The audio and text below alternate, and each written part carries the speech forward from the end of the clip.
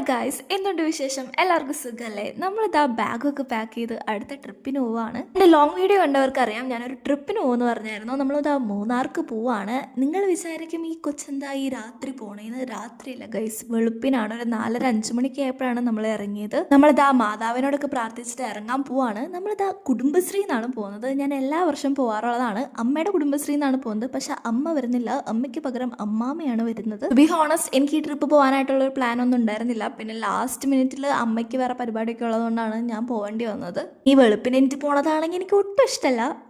എനിക്ക് നേരത്തെ എനിക്ക് ഭയങ്കര ബുദ്ധിമുട്ടാണ് ഗൈസ്. അപ്പോൾ നമ്മളിതാ രാവിലെയൊക്കെ എണീറ്റ് ഇതാ പോവാണ്. നേരം പരവരാ വെളുക്കുന്നുള്ളെങ്കിലും കുറേ വണ്ടികളൊക്കെ അങ്ങോട്ടും ഇങ്ങോട്ടും പോകുന്നുണ്ട്. നമ്മൾ പോണതൊരു സൺഡേ ആണ്.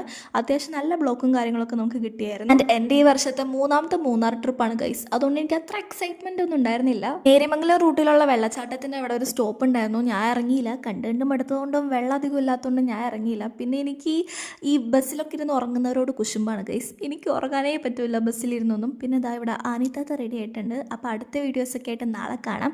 അപ്പം എന്തൊക്കെ ഇത്രയുള്ളൂ, ബാക്കി നാളെ കാണാം. ബൈ.